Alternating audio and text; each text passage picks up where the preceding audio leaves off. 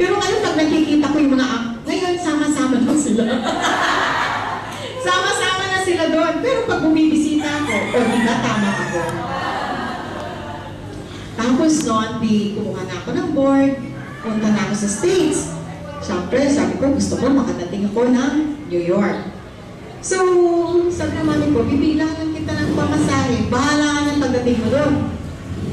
So, sabi ko, sige, go. So, punta ako New York, may mga aunt naman ako na pwede kong tirahan. So, sabi ko, paano kaya ako mahanap ng panghanap buhay dito? TNT ako. Nag-aaral ako as student. So, hindi ka talaga pwede magtrabaho. Pero kailangan ko magtrabaho. Pero in short, siyempre, lahat naman tayo, di ba? Tago ng tago. So, una kong trabaho, nagtinda ako ng stockings. Diba yung medyas? Kasi, basta ko saan lang, ang pinapadaling kumuha ng trabaho sa States, yung tindera. Diba? At lahat naman tayo, kaya magbenta, diba? So, una kong, stockings. Doon sa trabaho ako, naman socials, Bloomingdale's. So, makita ko sa elevator, mayroong optical department. So, ano kaya nung magtrabaho na lang ako sa optical department? At least cleaning ako. So, on a lunch break, akit ko doon sa optical department. Sabi ko, naghahanap ba kayo ng assistant? Sabi ko, hindi ko sinabing graduate ako kasi overqualified, di ba? Hindi ako tatanggapin dahil syempre sasabihin ng doktor ko, pareho lang kami nito. So, sinabi ko, third year college lang ako. So, sabi ko, mas magaling ako doon sa tindera dahil naiintindihan ko yung tinitinda nyo. So, in short, nakuha ko, nagtrabaho ako doon. Naging assistant optometrist ako sa Bloomingdale's. Habang nagtatrabaho ako, nag-aaral din ako. Pero yung school ko kasi gabi. Isip na naman ako, may gagawin ko para ako kumita. Kasi magkano lang naman ang sweldo ko, di ba? So, naisip ko, ang pag-weekend doon, parang mega mall yan parang SM, long hours, more than 8 hours. Sabi ko, instead na ako sa bahay, dito na lang kaya ako maupo. Masweldo pa ako. So, trabaho ko, 10 hanggang 10. Right? So, uuwi ako sa bahay, manood ako TV, dito na lang ako maupo, kumikita pa ako. So, yun, naka-additional pera naman ako doon. Pag hindi naman ako nag-overtime, siyempre doon ka lang sa bahay, di ba? Habang nanood ka ng TV, sa doon kayang kikitaan ko na naman ito. Nag-babysit ako. Ito lang naman yung baby. Tabi ko, manood ka ng TV, kumikita ka pa. So in short, ano bang inano ko nito? Madaling kumita, nasa iyo lang yan. Hindi ako naniniwala na mahirap ang buhay, mahirap wala akong makain. Wala kang makain kasi naghihintay ka lang. Di ba? Naghihintay ka lang. So, pagkatapos nun, siyempre, meron naman akong love life. So, mamaya na. Mamaya na, labas tayo. So, pagkatapos nun, okay, 25 years old. At that time kasi pag 25 ka na, at tumungtong ka ng 26, old maid ka na. Alam, may asawa na, by 25, di kagaya ngayon. 30, 35 pwede. Diba? So, tama yun. Dapat mga 30, 35 ka mag-asawa. 25 kasi no pressure. So, pagbalik ko di married na ako, trabaho ako sa optical ng mami ko. Isip na naman ako. Bino ba, sweldo ng mami ko, 500 lang. Pagkatapos, walang overtime. So, sabi ko, hindi naman makikita nito. Kasi, ang ano kasi ng mami ko, ito, tandaan nyo lahat, ha?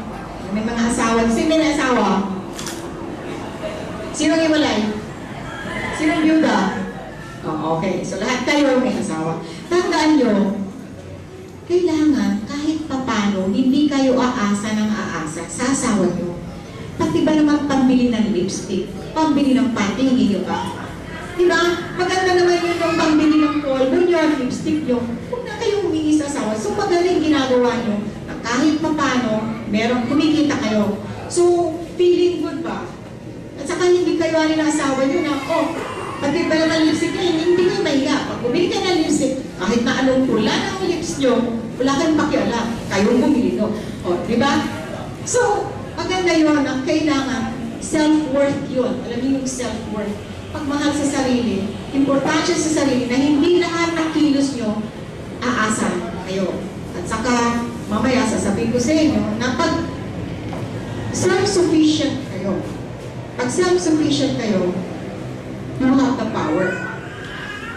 You have the power. Okay. So, gano'n, no? Ginawa ko na naman ang trabaho ko hanggang 6 o'clock, no? Pag uwi ko sa BF, Makati BF, ha? Bago sa BF, naglagay ako sa garahe ng optical. Kasi naisip ko, bawat bahay dito, imposible walang salamin. So, nagtayo ako ng optical. So, pag uwi ko sa bahay, alas 7, kakaya ko, pagdating 9 o'clock, open for business na naman ako.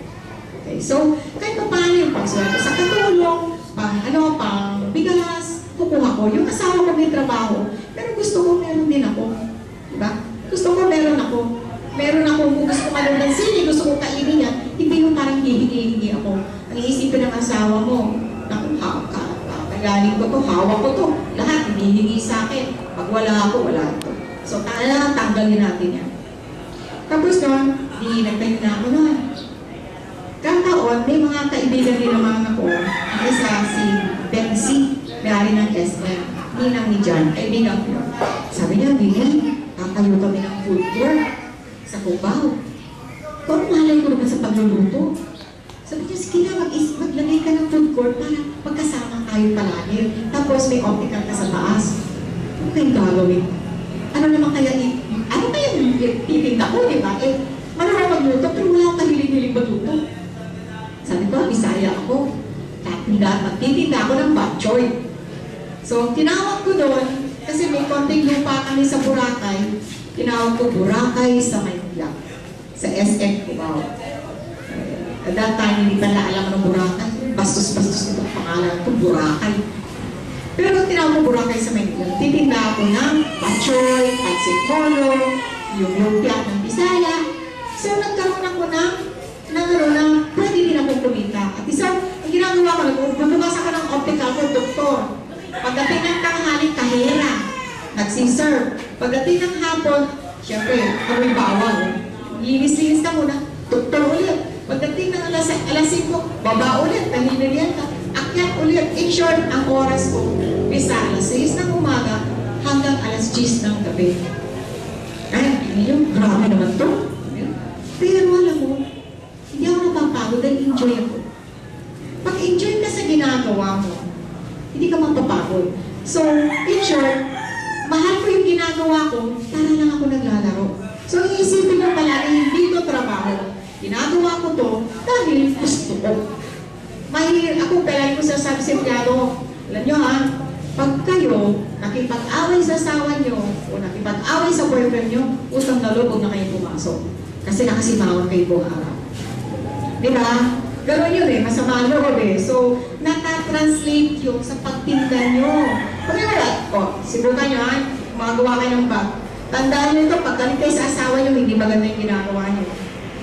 Diba? Hindi maganda kasi masama yung loob nyo eh, diba? Hindi kayo happy. Yung bibigyan nyo ng bag, hindi rin swerte kasi negative. Diba? So, ang tanong ko, doon ako nag-umpisa. Hindi naman ako nagkaroon ng, si Vivian Sarabia Optica. Kasi mayaman yung magulang.